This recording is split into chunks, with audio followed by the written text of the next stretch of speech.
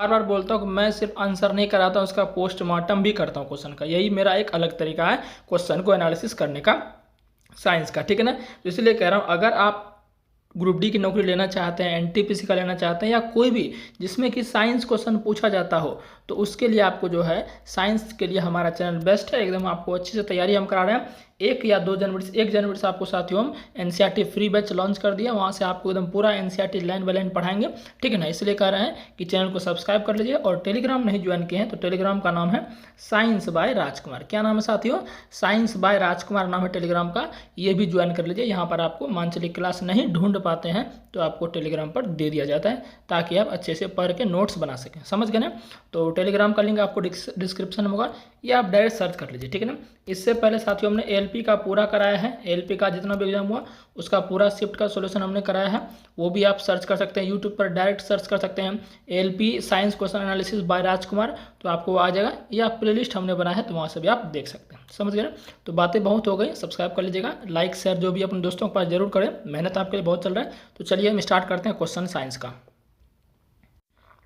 तो ये आपका क्वेश्चन है, आप क्वेश्चन को पढ़िए। हमने आपको एलपी एनालिसिस में बहुत बार बताया, हालांकि जो अलैंगिक जनन था उसमें मैंने आपको पढ़ाया है कि परागकण क्या होता है, स्त्री केसर क्या होता है, पुंकेसर क्या होता है ना, स्वपरागकण कैसे होता है, पर परागकण कैसे होता है, सारा चीज़ मैंने साथियों आपको पढ़ाया था, ठीक है ना। तो समझते हैं इस क्वेश्चन क्या कह रहा है। कह रहा है स्वपरागन सेल्फ पोलिनेशन निम्नलिखित में से किससे संभव होता है। तो मैंने साथियों क्या बताया था कि स्वपरागन, परागन का मतलब क्या होता है, परागन का मतलब कुछ नहीं होता साथियों। जैसे मान चलिए फूल है तो फूल में भी क्या होता है, 2 पार्ट होता है। एक फूल का होता है नर पार्ट और एक फूल का होता है मादा पार्ट। तो साथियों नर वाले पार्ट में क्या होता है, पुंकेसर होता है। क्या होता है साथियों, पुंकेसर होता है। और पुंकेसर में होता है परागकोश, और परागकोश में होता है परागकण। वही परागकण साथियों उठकर मादा के वर्तिकाग्र भाग में आता है। इस प्रक्रिया को हम परागन कहते हैं। समझ गए ना, जिससे बीजांड बनता है और फल बनता है। समझ गए साथियों ने।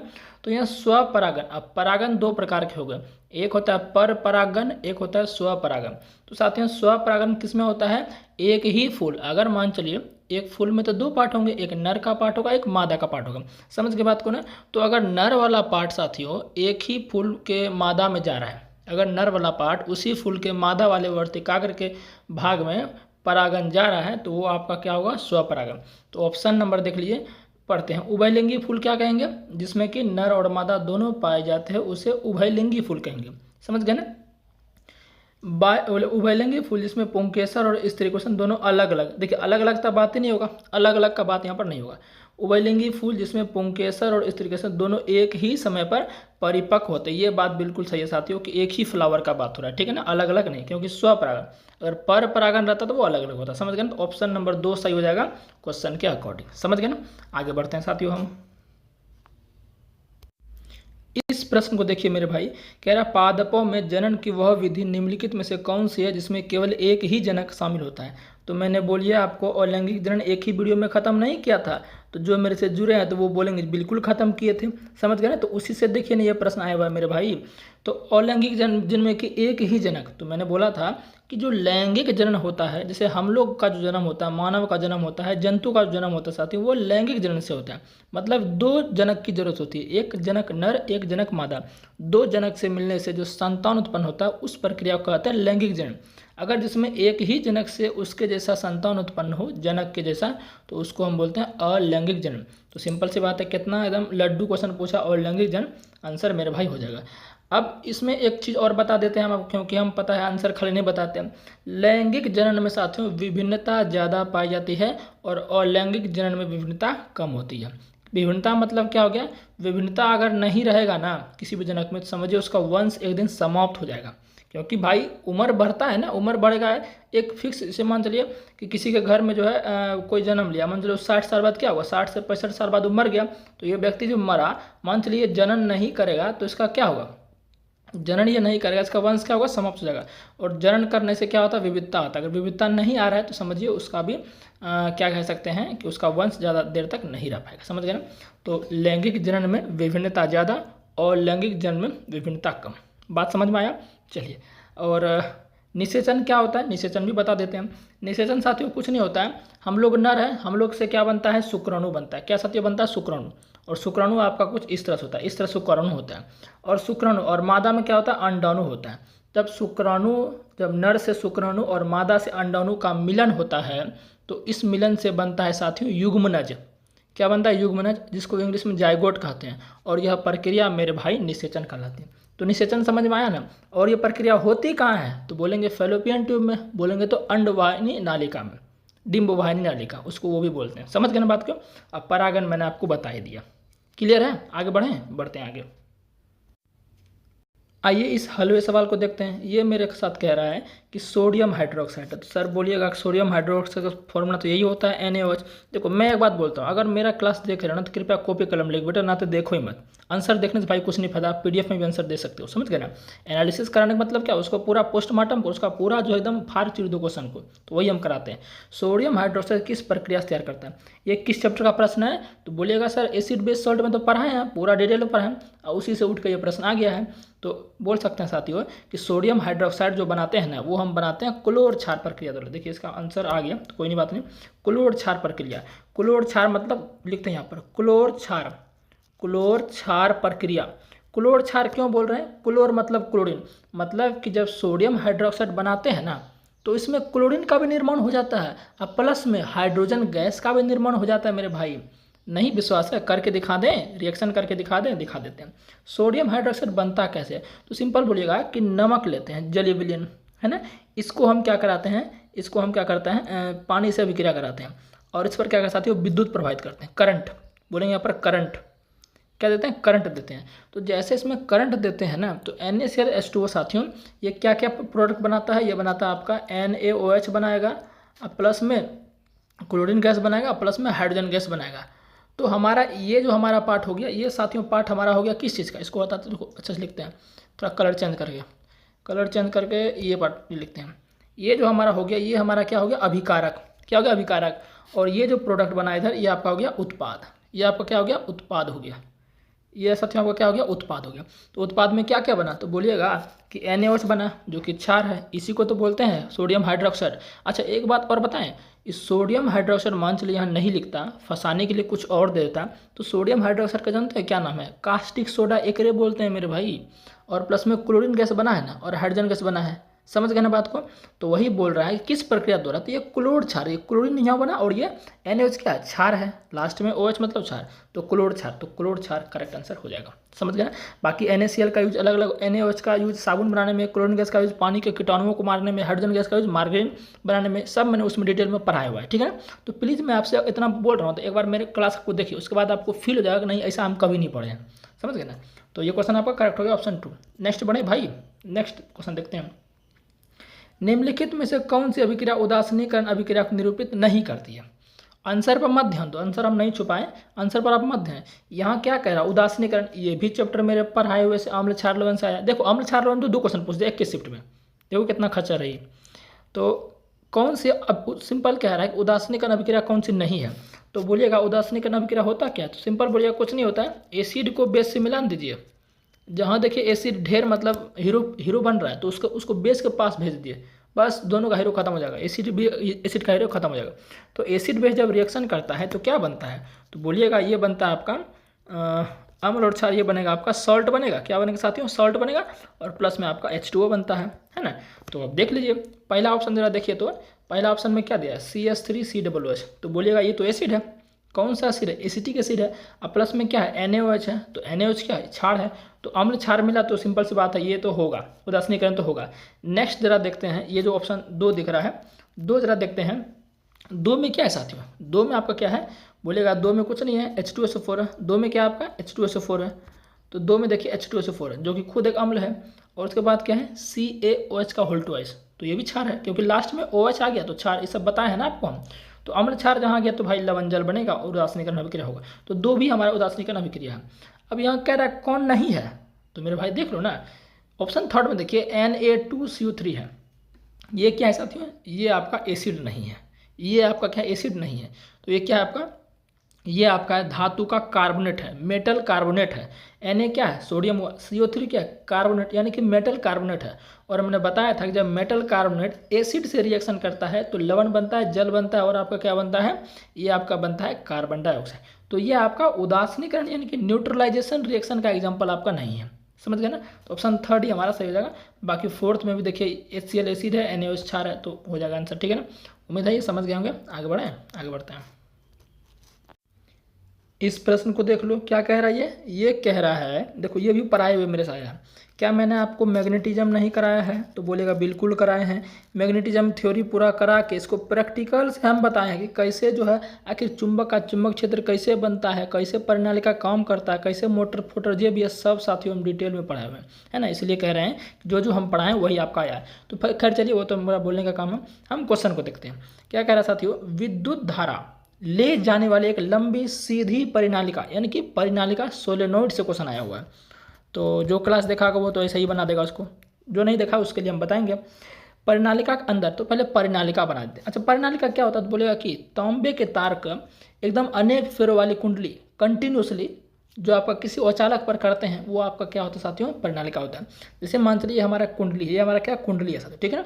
अब इसको अगर परिनालिका बनाए तो परिनालिका में कुछ इस तरह से ये तार लपेट दिया, ये हमारा क्या बन गया? परिनालिका बन गया। ये क्या बन गया? परिनालिका। इस तरह से परिनालिका को हम बनाते हैं, ठीक है ना। इसको क्या करते हैं? बैटरी से जोड़ देते हैं। क्या करते हैं साथियों? बैटरी से जोड़ देते हैं, जिससे क्या हो, इसमें करंट उत्पन्न हो और ये विद्युत चुंबक क्षेत्र यानी कि चुंबक क्षेत्र का गुण दिखाएं। तो जैसे इसमें कुंजी भी लगा देते हैं, चलो कुंजी क्यों छोड़ते भाई, कुंजी भी लगा देते हैं। जैसे इसमें कुंजी लगा दिए तो ये आपका क्या होगा, इसमें से करंट जाएगी, धनात्मक टर्मिनल है, करंट आपका धनात्मक टर्मिनल से जाता है, तो ये गया आपका।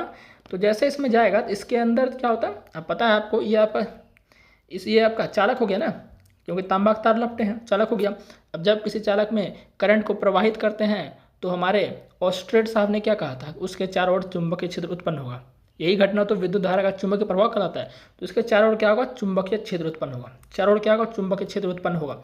यानी कि इसका एक सिरा यहाँ पर N की तरह कार्य करने लगेगा और दूसरा S की तरह, यानी कि पूरा क्षर चुंबक की तरह ये कार्य करेगा। तो क्या होगा? N से S जाएगा। मैंने बताया है कि चुंबक क्षेत्र की दिशा बाहर से N से S होती है और फिर ये अंदर इस तरह से जाएगा, इस तरह से अंदर ये जाएगा। तो अब ऑप्शन देखिए साथियों, इस परिनालिका के अंदर जो है ना, इस परिनालिका के अंदर की मैं बात कर रहा हूँ, इस परिनालिका के अंदर साथियों क्या होता है कि चुंबकीय क्षेत्र जो होता है साथियों, समांतर एवं सरल रेखा होता है, समांतर एवं सरल रेखा होता है। ऑप्शन देख लेते हैं कि कह रहा है विद्युत धारा ले जाने वाली एक लंबी सीधी परिनालिका के अंदर चुंबकीय क्षेत्र होता है, यानी अंदर ही पूछ रहा है। तो अंदर कैसा होगा? मैंने बोला समांतर होगा। कैसा होगा? बिल्कुल एक समांतर होगा और एकदम सीधी रेखा में सरल रेखा में होगा। तो ऑप्शन धारा के विद्युत अनुपाति गलत, शून्य गलत, किनारों के निकट अधिक प्रबल गलत, और फिर बात कर रहा है एक समान और परिनालिका अक्ष समांतर, परिनालिका की बात कर रहा था। तो ऑप्शन 4 हमारा साथियों सही हो जाएगा। बात क्लियर हुआ? बिल्कुल क्लियर हो गया, ठीक ना। अच्छा, अगर हम चाहें इसके अंदर क्या होता है? प्रबल चुंबक क्षेत्र होता है। जो परिनालिका के अंदर साथियों क्या होता है? प्रबल चुंबकीय क्षेत्र होता है। अगर हम चाहें इसका कुछ अलग यूज करना तो हम कर सकते हैं। कैसे? विद्युत चुंबक का नाम सुने हैं ना? बोले बिल्कुल सुने हैं। विद्युत चुंबक साथियों, हम किसी भी नर्म लोहे के सॉफ्ट आयरन के क्रोड को अगर इसमें रख देना इसके अंदर, तो वो साथियों विद्युत चुंबक बन जाएगा, जिसको अस्थायी चुंबक बोलते हैं। और वो तभी तक कार्य करेगा जब तक करंट देते रहेंगे। करंट देना बंद मतलब विद्युत चुंबक कार्य नहीं करेगा। समझ गए? देखिए कितना हमने पोस्टमार्टम आपको कर दिया। उम्मीद है आप लिख भी लिए होंगे, ठीक है ना। आगे बढ़ते हैं। इस प्रश्न को देखिए, कह रहा ऑक्सीकरण होने पर, ऑक्सीकरण समझते हैं क्या होता है? किसी पदार्थ में ऑक्सीजन के योग को या हाइड्रोजन के ह्रास को ही क्या कहते हैं? हम ऑक्सीकरण कहते हैं, या इसको उपचयन अभिक्रिया भी कहते हैं। यानी ऑक्सीकरण का दूसरा नाम क्या है? उपचयन है, ठीक है ना। तो याद रखना। तो ऑक्सीकरण होने पर सिल्वर यानी Ag का मान चलिए ऑक्सीकरण हो जाएगा। Ag का क्या होगा? ऑक्सीकरण हो जाएगा। तो इसका कलर कैसा होगा? तो सिंपल सी बात है भाई, इसका कलर काला हो जाता है। अरे चांदी का कभी पहने हैं चकती गला में, जैसे हम पहनते हैं, तो देखते हैं वो काला हो जाता है। ऑक्सीडाइज हो जाता है। वो क्या होता है? ऑक्सीडाइज हो जाता है। तो वो क्या होगा? काला हो जाता है। सिंपल क्वेश्चन था। फिर कहता है सिल्वर का रंग, यहाँ तो आपका काला आ जाएगा। क्या आ जाएगा? काला आ जाएगा। और कॉपर का रंग कैसा होता है? तो कॉपर का रंग साथियों हरा हो जाता है। कॉपर का रंग कैसा होता है? हरा हो जाता है। तो काला हरा ऑप्शन ए करेक्ट आंसर, ठीक है ना। आगे बढ़ते हैं। इस क्वेश्चन को देखिए, अभी जस्ट मैंने बोला है पेयजल को रोगाणुनाशित करने के लिए व्यंजक चूर्ण का उपयोग क्यों किया जाता है? तो क्यों किया जाता है? यह क्लोरीन का विमोचन करता है जो कीटाणुओं को नष्ट करता है। सिंपल, अभी जस्ट मैंने आपको बोला था, ठीक है ना। आगे बढ़ते हैं। इस प्रश्न को देखिए, आप क्या कह रहे हैं साथियों? इस प्रश्न को आपको कह रहा है कि निम्नलिखित में से कौन सा सोडियम हाइड्रोक्साइड NaOH, जिसे कास्टिक सोडा कहते हैं, के साथ हाइड्रोक्लोरिक अम्ल के उदासीकरण का उत्पाद अभी जस्ट बताएं कि नहीं? ये कह रहा है कि NaOH और प्लस में HCl, इन दोनों का उत्पाद क्या बनेगा। कितना एकदम वाहियात क्वेश्चन पूछा है जी। ये क्षार है, ये अम्ल है, तो लवण जल बनेगा ना। तो ऑप्शन नंबर क्या हो जाएगा, लवण। देखिए क्या बनेगा, अच्छा लवण जल बनेगा, लेकिन लवण का नाम क्या है वो ध्यान रखना। सिंपल बात है, यहाँ Na रिएक्शन करेगा Cl से, क्योंकि Na प्लस होता है, Cl माइनस प्लस हमेशा माइनस के पास जाएगा, तो NaCl बनेगा। और बेचारा ये H और OH मिलकर H2O बनेगा, तो NaCl H2O, NaCl यानी सोडियम क्लोराइड और जल। Option A correct. ठीक है, आगे बढ़ते हैं। इस क्वेश्चन को देखिए, कह रहा है कि 16वें प्रक्रम में, 16वें एक मेथड है। 16वें क्या साथियों, एक मेथड है, वैज्ञानिक का नाम था, उसी के नाम पर ये मेथड रखा गया। 16वें प्रक्रिया में धोवन सोडा किस यौगिक से प्राप्त होता है। अरे यार, धोवन सोडा सूत्र क्या है, Na2CO3 × 10H2O। तो ये किस यौगिक से प्राप्त होता है। देखिए सोडियम हाइड्रोक्साइड क्या होता है, NaOH। इससे कभी साथियों प्राप्त नहीं हुआ, क्योंकि यहाँ पर सोडियम जो धोवन सोडा है उसमें क्या है, कार्बोनेट है। तो एक में कार्बोनेट है, जब एक में कार्बोनेट ही न है तो उत्पाद में कैसे कार्बोनेट आ जाएगा, तो पॉसिबल ही नहीं है, खत्म, इसको हटाओ। सोडियम क्लोराइड, देखो सोडियम क्लोराइड क्या होता है, NaCl। तो इसमें भी देखो भाई, सोडियम क्लोराइड को से कह रहा है कि सोडियम कार्बोनेट बन सकता है, धोवन सोडा बन सकता है, कैसे पॉसिबल है भाई। धोवन सोडा हम देखिए यहाँ कार्बोनेट है, तो इसमें कार्बोनेट ना है, जब रिएक्टेंट में ही नहीं है कोई चीज़ तो वो उत्पाद में वो चीज़ें नहीं आएगी, सिंपल सी बात है। तो NaCl भी आपका खत्म हो जाएगा। ये बचा है सोडियम बाइकार्बोनेट। दिखा दें सोडियम बाइकार्बोनेट सूत्र होता है साथियों NaHCO3। तो देख लो भाई, इसमें सोडियम भी है और कार्बोनेट भी है। तो जब सोडियम भी है कार्बोनेट भी है, इसका मतलब कंफर्म है कि ये वाला गुण जो है, यानी ये वाला पदार्थ जो है उसमें बनना चाहिए उत्पाद में। तो ऑप्शन 4 ऑप्शन में सही हो जाएगा। वैसे हम पूरा इसको पढ़ाए हुए हैं, ठीक है ना। धोवन सोडा कैसे बनता है ना, कास्टिक सोडा कैसे बनता है, व्यंजक चूर्ण कैसे बनता है, क्या उपयोग है, क्या रिएक्शन उनका, हर एक चीज़ A to Z कंप्लीट कराए हैं, ठीक है ना। आगे बढ़ते हैं। यहाँ देखिए क्वेश्चन कह रहा है, कार्बन का कौन सा गुणधर्म उसे लंबी श्रृंखला और वलय बनाने की सुविधा देता है। देखिए ऑप्शन नंबर ए ही सही है, लेकिन क्यों सही है उसका रीजन बताएंगे आपको हम, ठीक है, तभी तो आपको पता चलेगा ना। 2 नंबर देखिए, पहले देख लेते हैं, सह संयोजक आबंध बनाने की क्षमता। तो ये कोई जरूरी नहीं है, अगर सह संयोजक आबंध बना रहा है तो उससे वो लंबी श्रृंखला बनाएगा, ये कोई इंपॉर्टेंट पॉइंट यह नहीं है, इसके बारे में नहीं बताता है, ये हमारा सही चीज़ें नहीं है। अन्य तत्वों के साथ स्थायी आबंध बनाने की क्षमता, नहीं, ये भी नहीं है। फिर हम देखते हैं नेक्स्ट अब क्या है, एकल बंध बनाने की प्रवृत्ति, नहीं, एकल बंध कैसे बनाता है, कार्बन तो बहुत बंध बनाता है, 2 बंध भी बनाता है, 1 बंध भी बनाता है, 3 बंध भी बनाता है, तो 1 बंध कैसे बनाता है, 1 बंध नहीं हो जाएगा। तो अकॉर्डिंग टू क्वेश्चन मेरे भाई 1 नंबर सही होगा। अब बताते हैं, बहु आबंध बनाने की क्षमता, मल्टीपल बॉन्ड। आपको पता है कि हाइड्रोकार्बन साथी होता है वो 3 प्रकार के होते हैं, 2 प्रकार के, एक संतृप्त एक असंतृप्त। तो संतृप्त और संतृप्त मिला के साथियों जो यौगिक बनते हैं वो 3, एक बनता है आपका एल्केन, क्या बनता है, एल्केन, सही है। दूसरा बनता है आपका एल्कीन, सही है, बिल्कुल सही है। और तीसरा जो मेरे भाई है वो आपका है एल्काइन, क्या है, एल्काइन है। तो आप सभी बोलिएगा मस्त होकर आप बोलिएगा कि एल्काइन में तो ट्रिपल बॉन्ड, एल्किन में तो डबल बॉन्ड और एल्काइन में सिंगल बॉन्ड। तो देखिए बहुत सारा बॉन्ड बना रहा है कि नहीं, अरे बहुत सारा बॉन्ड बना रहा है कि नहीं, बिल्कुल बना रहा है। तो बोलेंगे बहु आबंध बनाने की क्षमता, मल्टीपल बॉन्ड, समझ के साथ हो ना। तो ऑप्शन क्वेश्चन के अनुसार 1 सही हो जाएगा। आगे देखते हैं इस प्रश्न को, देखिए ये इलेक्ट्रिसिटी से प्रश्न आया हुआ है, और इलेक्ट्रिसिटी मैंने आपको एक ही वीडियो में खत्म किया है। कह रहा है प्रतिरोधों के श्रेणी क्रम संयोजन में प्रत्येक प्रतिरोधक में वोल्टता किस प्रकार बढ़ती है। मेरे भाई श्रेणी क्रम संयोजन कैसे होता है, जिससे मान चलिए हम एक ही श्रृंखला में, एक ही रास्ता में क्या कर रहे हैं साथियों, सभी उपकरणों को जोड़ दे रहे हैं। एक ही श्रृंखला में क्या कर रहे हैं साथियों, हम सभी उपकरणों को जोड़ दे रहे हैं, तो वो आपका साथियों क्या होता है, वो आपका साथियों होता है श्रेणी क्रम। जैसे यहाँ पर हमने जो उपकरण परिपथ जो बनाया है, ये परिपथ साथियों आपका कैसा परिपथ है, श्रेणी क्रम परिपथ है। मतलब देखिए यहाँ पर 2 प्रतिरोध है, एक प्रतिरोध R1 है, एक प्रतिरोध R2 है, और भी हम जोड़ सकते हैं, हम आपको समझाने के लिए सिर्फ बता रहे हैं। तो श्रेणी क्रम प्रतिरोध में साथियों क्या होता है, श्रेणी क्रम संयोजन में कि जो धारा यहाँ से जैसे कुंजी दबाएंगे, कुंजी जैसे यहाँ दबाएंगे तो इससे धारा निकलेगी, तो समान मान चलिए यहाँ से इस बैटरी से साथियों मान चलिए 6 वोल्ट का बैटरी, कितना वोल्ट का बैटरी है, 6 वोल्ट का। और मान चलिए जब बैटरी को ऑन करते हैं तो मान चलिए ये कि 1 एम्पेयर का धारा दे रहा है, मान लीजिए 1 एम्पेयर का, मानने में क्या आता है 1 एम्पेयर का ये करंट दे रहा है, तो 1 एम्पेयर का करंट साथियों इसमें भी जाएगा और इसमें भी जाएगा, यानी करंट दोनों में समान जाएगा। तो श्रेणी क्रम में जितने भी उपकरण जुड़े हुए हैं उनको करंट क्या जाएगा, समान मिलेगा, लेकिन साथियों वोल्टेज अलग अलग मिलेगा। इसको वोल्टेज अलग मिलेगा, इसको वोल्टेज अलग। 6 वोल्ट का बैटरी है तो मान चलिए इसको अलग मिलेगा, इसको यानी इसको मान तो 4 वोल्ट मिलेगा, इसको 2 वोल्ट मिलेगा। तो यानी कि वोल्टेज क्या मिलेगा, अलग अलग मिलेगा, किसमें, श्रेणी क्रम में। अगर समांतर क्रम बोलता तो समांतर क्रम में उल्टा होता है, समांतर क्रम में सभी उपकरणों को वोल्ट समान मिलेगा, यानी कि वोल्टेज समान मिलेगा लेकिन करंट अलग अलग मिलेगा, और इसका उल्टा हो जाएगा। तो क्या हो जाएगा, ऑप्शन देखिए जरा, कह रहा है प्रतिरोधों के श्रेणी क्रम, इसको हम हटा देते हैं, इसको क्या करते हैं पूरा हम हटा देते हैं, ठीक है। इसको साथ में क्या करते हैं, पूरा हम हटा देते हैं। थोड़ा सा वीडियो लंबा जरूर होगा लेकिन कॉन्सेप्ट के साथ आपको खत्म करेंगे। प्रतिरोधों के श्रेणी क्रम से प्रत्येक प्रतिरोधक वोल्टता, तो वोल्टता क्या होगी साथियों, सभी में अलग अलग होगी। तो ऑप्शन देख सकते हैं, सभी प्रतिरोधों में समान रूप से, गलत बात, कभी नहीं होगा। प्रतिरोधों मानों से अप्रभावित, नहीं भाई प्रभावित होती है, गलत बोल रहा है। प्रतिरोध के व्युत्क्रमणपाती रूप से, नहीं नहीं नहीं, व्युत्क्रमणपाती का मतलब क्या हुआ, प्रतिरोध के व्युत्क्रमणपाती, मतलब अगर वोल्टेज बढ़ाएंगे तो उसमें जो आपका प्रतिरोध को वोल्टेज जो कम मिलेगा, ऐसा थोड़ी है। वोल्टेज बढ़ाएंगे तो उसका भी वोल्टेज बढ़ेगा। जैसे मान चलिए अभी 6 वोल्ट का बैटरी है, इसमें भी मान चलिए 2 वोल्ट मिल रहा था, तो अगर हम इसको 10 वोल्ट करेंगे तो इसमें भी कुछ ना कुछ बढ़ेगा, तो अनुकरणपाती होगा। क्या होगा, अनुकरणपाती। तो ऑप्शन 4 रहेगा। समझ गए ना, फंसाया है थोड़ा सा, है ना, तो कोई बात नहीं, जहाँ कॉन्सेप्ट है तो वहाँ पर कोई फंसने वाली नहीं है। आगे बढ़ें, आगे बढ़ते हैं, आगे देखते हैं साथियों। यहाँ देखिए साथियों, आपका ये वाला क्वेश्चन देखिए, ये भी देखिए आपका जो हमने मैग्नेटिज्म पढ़ाया था उससे प्रश्न है।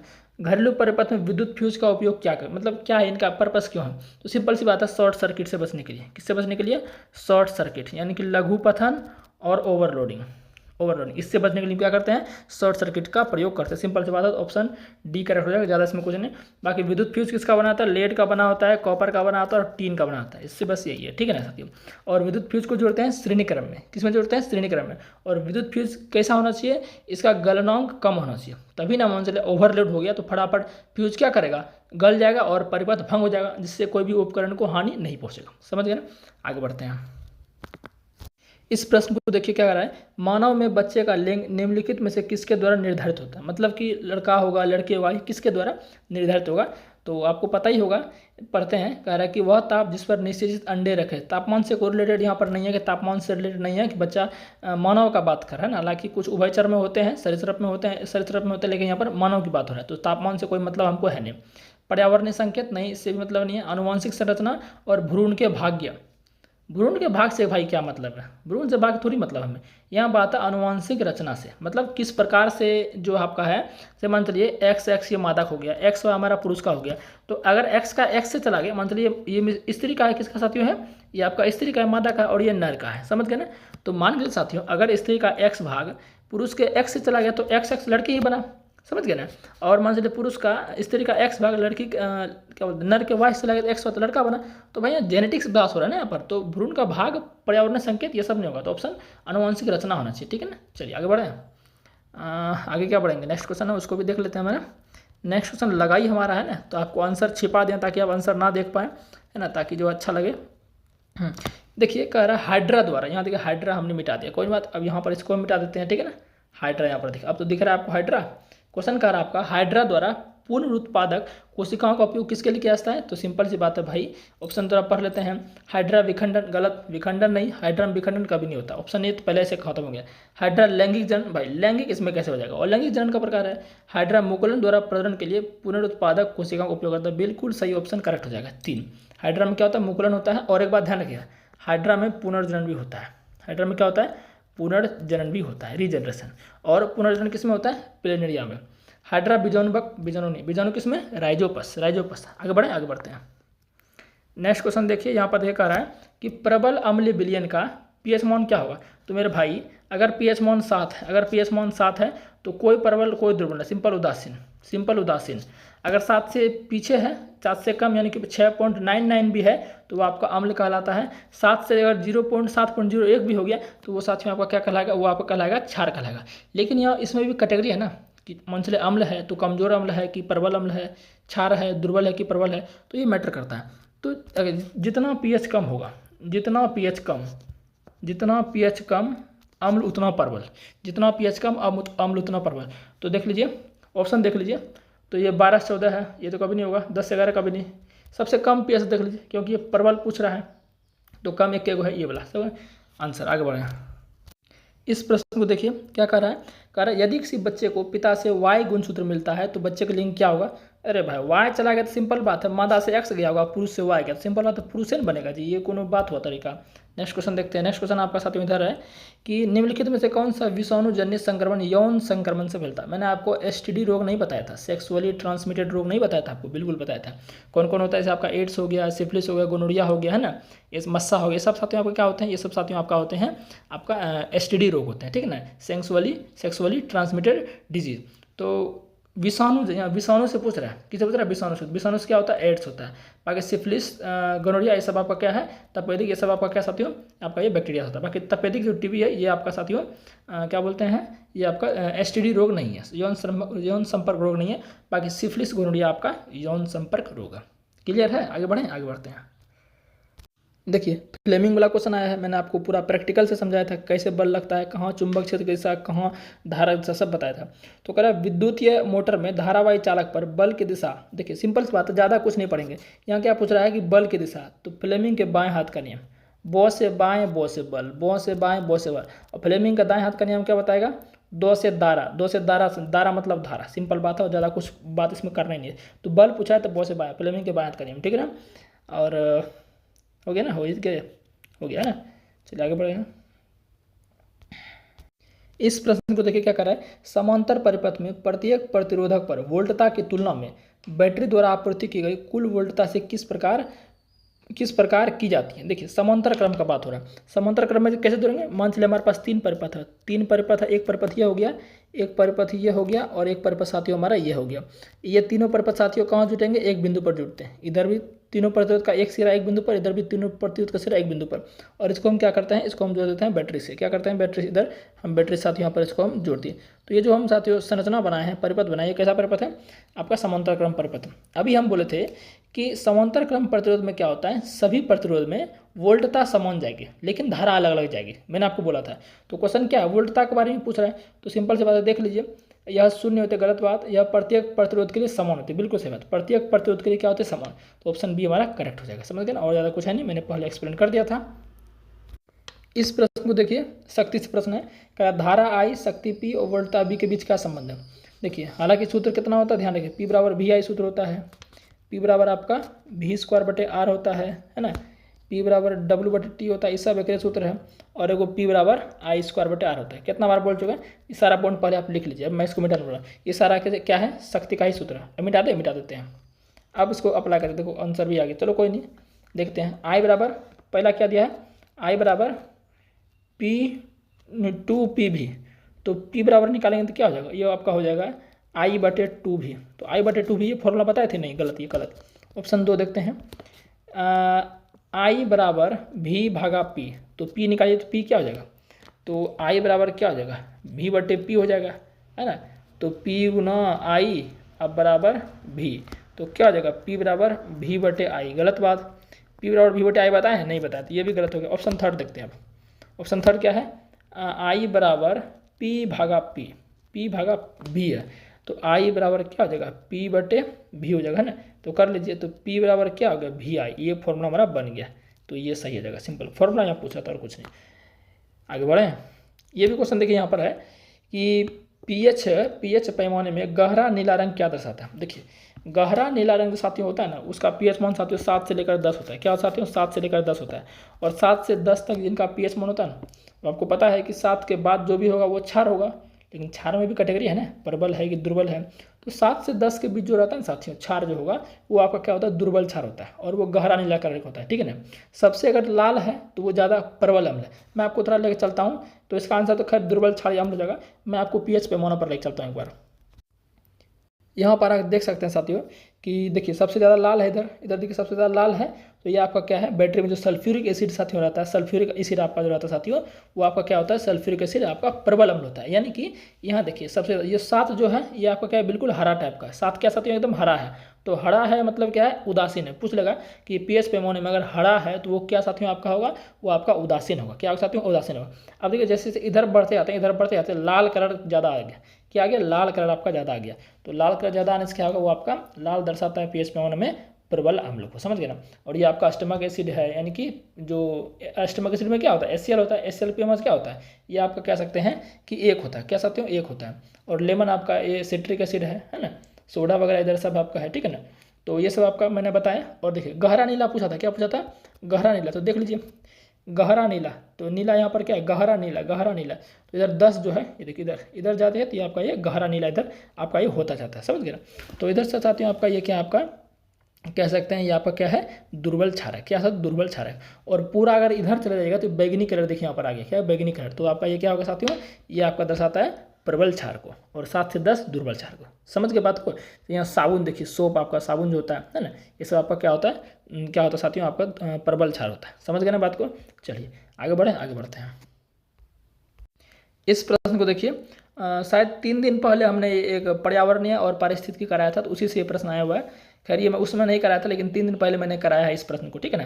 तो उसी से ये प्रश्न आपका पूछा गया, निम्नलिखित में से कौन सा एक प्राकृतिक पारिस्थितिकी है। देखिए पारिस्थितिकी साथियों क्या होता है, इस हमारे आसपास जितने भी चीज़ हैं, चाहे निर्जीव हो कि सजीव हो, वो सारे क्या साथियों मिलकर एक पारिस्थितिकी बनाते हैं। और पारिस्थितिकी का जो आपका इसका दूसरा नाम वो है पारितंत्र, क्या है, पारितंत्र। इंग्लिश में इसको इकोसिस्टम कहते हैं, समझ गए ना साथियों।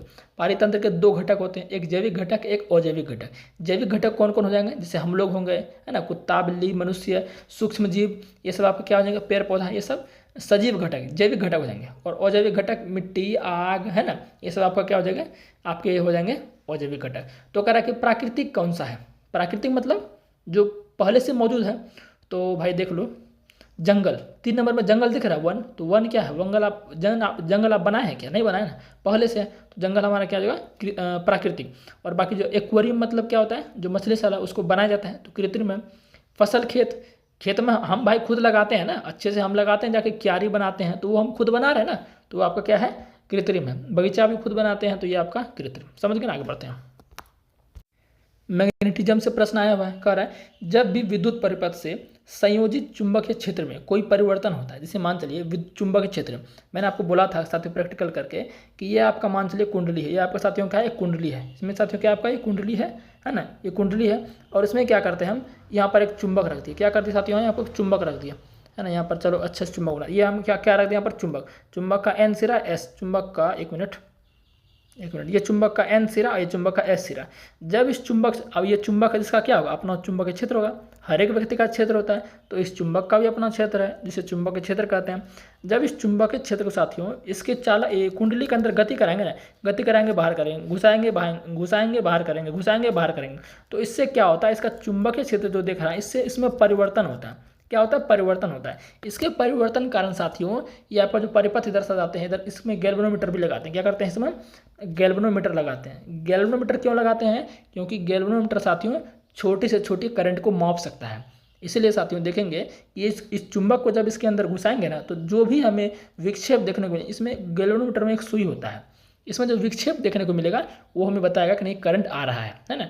तो इसको अंदर बाहर करने से क्या होता है, EMF प्रोड्यूस होता है, इलेक्ट्रोमोटिव फोर्स, जिसको प्रेरित विद्युत भाग बल करता है, उत्पन्न होता है। तो ये प्रेरित विद्युत भाग बल साथियों प्रेरित धारा को उत्पन्न करता है। और ये किसने बोला था, ये क्या था, फैराडे ने ये दिया था, किसने दिया था, फैराडे ने। तो ऑप्शन 3 करेक्ट हो जाएगा। आगे बढ़ते हैं। देखिए इसमें क्या पूछा है, समांतराल T के दौरान वोल्टता भी धारा I वाले परिपथ शक्ति। तो शक्ति मैंने क्या बताया अभी, 4 फॉर्मूला, P बराबर VI, P बराबर W/T, है ना, P बराबर V²/R। अब देख लो फॉर्मूला पूछा है, तो P बराबर I²/R। तो देख लो कौन फॉर्मूला है, तो बोलिएगा सर, तो देख लेते हैं कौन फॉर्मूला है। तो P बराबर क्या, VI, V गुना I तो VI, तो ऑप्शन 3 करेक्ट, ठीक है ना। एकदम हलवा क्वेश्चन था, कुछ क्वेश्चन में जाने नहीं था ना। आगे बढ़ते हैं, क्वेश्चन देखते हैं साथियों। आगे क्वेश्चन आपका इधर ही देख लेते हैं। कह रहा प्लास्टिक अपशिष्ट, अपशिष्ट मतलब बेकार पदार्थ जो हमें नहीं चाहिए, कचरा बोल सकते हैं। प्लास्टिक अपशिष्ट को कम करने के लिए निम्नलिखित में से कौन सी एक प्रभावी विधि है। प्लास्टिक सामग्री का पुनर्चक्रण और पुनः उपयोग। बात तो बिल्कुल सही है, ज़्यादा आगे बढ़ना ही नहीं है भाई। अगर तुम प्लास्टिक कचरे को कम करना चाहते हो तो उससे जो चीज़ है ना, उसको क्या करो, फेंको मत, उसका पुनर्चक्रण करो। अब जब पुनर्चक्रण का मतलब क्या, उसको फिर से क्या करो, रिसाइकल करो। जैसे मान चलिए कोई प्लास्टिक पदार्थ है आपका, मान चलिए बाल्टी प्लास्टिक का, अब वो आधा टूट गया, अब क्या करेंगे, उसको कचरे में फेंक देंगे। तो कचरे में फेंकेंगे तो उससे क्या होगा, पोल्यूशन होगा, लोग उसको जलाएंगे। तो अब क्या करें, आप सोचिए उसको कि ना, इसको कुछ तरह रिसाइकल कर देते हैं, बना देते हैं, ताकि इसके क्या होगा, ये प्रदूषण कारण नहीं बनेगा, हम उसको यूज कर लेंगे। तो वही बात है, पुनर्चक्रण करिए और पुनः उपयोग करिए। तो यूज कर लेंगे तो क्या होगा, उसको फेंकेंगे नहीं तो वो पॉल्यूशन कारण नहीं बनेगा। तो ज़्यादा आगे क्यों भरना भाई, ऑप्शन 1 ही आपका क्या है, सही है। समझ गए ना। अच्छा, एक चीज़ और मैं बताता हूँ, आप इससे रिलेटेड ना पर्यावरण को प्रदूषण से बचाने के लिए 5 प्रकार के आर होते हैं, तो वो मैं आपको बताता हूँ, लिख लीजिए, ठीक हो। देखिए साथियों, पर्यावरण को प्रदूषण से बचाने के लिए 5 प्रकार के आर हम यूज कर सकते हैं। वो 5 प्रकार के आर क्या है, ये पूछ सकता है, तो ये पूछा है तो जरूर पूछ सकता है। पहला क्या साथियों, रिफ्यूज। रिफ्यूज का मतलब क्या साथियों है, रिफ्यूज का मतलब इनकार। इनकार मतलब जो चीज़ें भाई हमें जरूर नहीं है तो उनको हम नहीं लेंगे, जो चीज़ें जरूरी नहीं है तो उनको हम नहीं लेंगे। समझ गए साथियों ना। जैसे कि मान चलिए कि जो चीज़ वो चीज़ खरीदने से आपके परिवार को नुकसान है तो वो चीज़ हम नहीं खरीदेंगे, तो पहला क्या है, रिफ्यूज। तो बोलेगा फर्स्ट आर का मतलब क्या होता है, रिफ्यूज होता है। और सेकंड आर का मतलब क्या होता है, रिड्यूस। रिड्यूस मतलब कम उपयोग, मतलब जो चीज़ें हमें जितना जरूरी है उतना ही यूज करेंगे, फालतू यूज नहीं करना है। जैसे मान चलिए पानी आपको 10 लीटर जरूरी है और आप 15 लीटर यूज कर लीजिएगा, तो वो क्या है, फालतू है ना, वो संसाधन का बर्बाद है साथियों। तो हमें कम उपयोग करना है। फिर तीसरा नंबर क्या है, रीयूज। रीयूज मतलब पुनः उपयोग। जैसे प्लास्टिक की चीज़ें हैं, अगर आप, अभी मैंने आपको बोल दिया कि जैसे मान चलिए कि आधा आपका टूट गया प्लास्टिक का कोई भाग, तो आप उसको फेंक देंगे, उसको फेंकने के बजाय आप उसका रीयूज करने का इस्तेमाल कीजिए। जैसे मान चलिए आप प्लास्टिक का डब्बे में बहुत सारा चीज़ आता है ना, जैसे दवाई आता है, तेल आता है, तो वो जब खत्म हो जाएगा उसमें पदार्थ, तो आप उसको फेंक देंगे, तो उसका यूज कर लीजिए, जिससे पर्यावरण प्रदूषण नहीं होगा। नेक्स्ट है रीपर्पस। रीपर्पस मतलब पुनः प्रयोजन, क्या कहते हैं, पूरा प्रयोजन। फिर आपका कौन सा बच गया, एक बच गया रिसाइकल। तो ये जो 5 प्रकार के आर हैं, ये आपको ध्यान रखना सीक्वेंस। पहला रिफ्यूज, इनकार करना। दूसरा क्या है, कम उपयोग, रिड्यूस। तीसरा साथियों क्या है, रीयूज यानी पुनः उपयोग। और चौथा रीपर्पस, और पांचवा रिसाइकल। ये 5 आपको याद रखना है, समझ गए ना, पांचवा आपको याद रखना। कोई सा भी पूछ सकता है, मैं आपको बोल दे रहा हूँ, ठीक है। आगे बढ़ते हैं।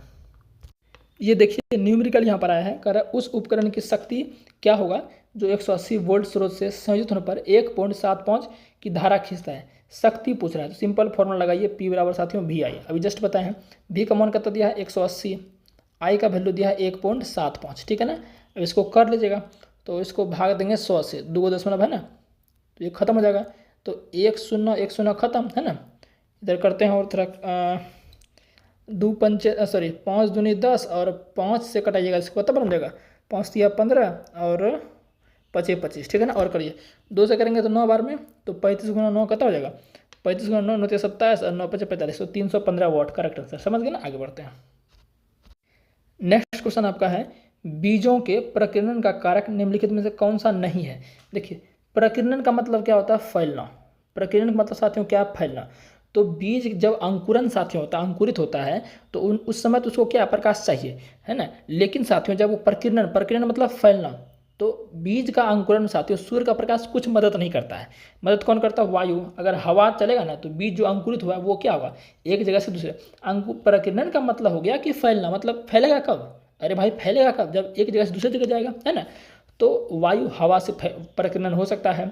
जंतु मतलब क्या है, कुछ जंतु साथियों ऐसे होते हैं जो कांटेदार होते हैं, तो ये क्या करते हैं, कांटेदार जो जंतु होते हैं, छोटे मोटे जो सूक्ष्म जीव टाइप के होते हैं, थोड़ा सा बड़े भी होते हैं, तो वो क्या करते हैं, जो बीज हमारा है साथियों, जो बीज साथियों हमारा है, इसके जो पार्ट है ना, इसको क्या करते हैं, अपने कांटेदार चीज़ों में चिपका लेते हैं। अब वो जहाँ भी जाएंगे तो वो बीज गिरते जाएंगे, अंकुरन उसका जो हुआ है वो गिरते जाएंगे, तो इससे क्या होगा, वहाँ पर भी बीज का उत्पन्न होगा, है ना, पौधे बनेंगे उससे।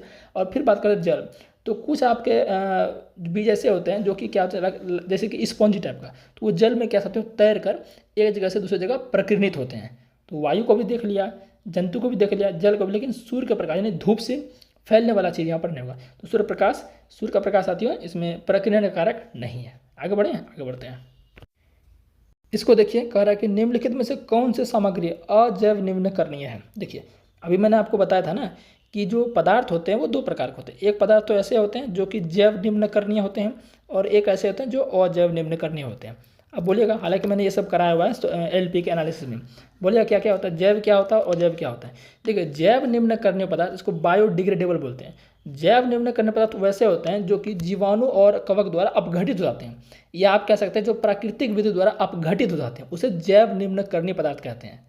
जैसे आपका केला का छिलका हो गया, सब्जी का छिलका हो गया, अंडे का छिलका हो गया, ये सब साथियों क्या है आपके, ये सब आपके प्राकृतिक द्वारा जब इनको कहीं पर फेंक देंगे साथियों, तो इनका जो अपघटन हो जाएगा कवक और जीवाणुओं द्वारा, यानी हम कह सकते हैं प्राकृतिक द्वारा इनका अपघटन हो जाएगा, ये प्रदूषण उतना नहीं फैलेगा। लेकिन जो अजैव निम्न करणीय होते हैं, जो प्राकृतिक के द्वारा इनका अपघटन नहीं होगा, जैसे आपका प्लास्टिक हो गया, है ना, कांच का बोतल हो गया, इन सब चीज़ों के साथियों क्या होगा, इनका आपका अपघटन नहीं होगा, तो अजैव निम्न करणीय पदार्थ उसे ही कहते हैं। तो कौन हो जाएगा, कागज़। तो भाई कागज़ किसका बनता है, लकड़ी का ही बनता है। तो लकड़ी हमारा क्या है, वो सजीव है, तो वो क्या है, जैव निम्नकरणीय पदार्थ है। सब्जी के छिलके लकड़ी, तो ऑप्शन ए जो है प्लास्टिक का जो है, ये प्लास्टिक आपका नॉन बायोडिग्रेडेबल है। समझ के बात को, आगे बढ़ते हैं। देखिए ये जो आपका है हाइड्रोकार्बन से प्रश्न आया है। बोलिए हाइड्रोकार्बन मैंने आपको नहीं पढ़ा है, तो बोलिएगा बिल्कुल पढ़ा है, जो देखा उसको पता है। कह रहा है कि मेथेन का दहन करेंगे। क्या करेंगे, मेथेन का दहन करेंगे। तो मेथेन के दहन करने से क्या होगा, आखिर मेथेन के दहन करने साथियों क्या होगा, तो बोलिएगा सर मेथेन क्या हाइड्रोकार्बन है, और जब हाइड्रोकार्बन को दहन करते हैं तो क्या मिलता है, जल भी मिलता है, कार्बन डाइऑक्साइड भी मिलता है, और उसके साथ साथ उष्मा भी मिलता है। लेकिन यहाँ उष्मा ऑप्शन में देवे नहीं किया। तो देख लीजिए मेथेन सूत्र क्या होता है, CH4। तो दहन मतलब उसके ऑक्सीजन की उपस्थिति में, दहन मतलब जलाना, दहन मतलब जलाना यानी कि ऑक्सीजन की उपस्थिति में। तो देख लेते हैं भाई किसमें कार्बन डाइऑक्साइड और जल बन रहा है। तो ऑप्शन 3 दिख रहा है आपको।